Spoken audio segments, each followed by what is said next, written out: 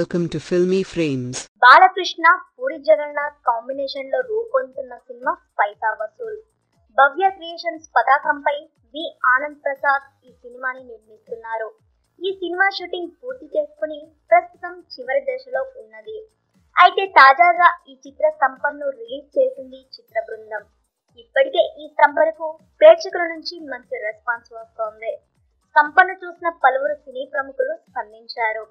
తాజాగా ఈ సంపన్ను చూసిన జూనియర్ ఎన్టీఆర్ కూడా తన అభిప్రాయాన్ని తెలిపారు. నందమూరి అభిమానులకు బాబాయ్ బాలకృష్ణ నటించిన చిత్రం పైసా వసూల్ సంపర్ ఓ విందు భోజనం అని అన్నారు జూనియర్ ఎన్టీఆర్. బాబాయ్లో నటన ప్రతిభ ఏ మాత్రం తగ్గలేదని, ఇప్పటికీ యంగ్ హీరోలకు పోటీగా నటిస్తున్నారని చెప్పారు. ఈ వయసులోనూ బాబాయ్ చెప్పే డైలాగ్ డెలివరీ, డ్యాన్సులు తననెంతో ఆకట్టుకున్నాయని అన్నారు ఎన్టీఆర్.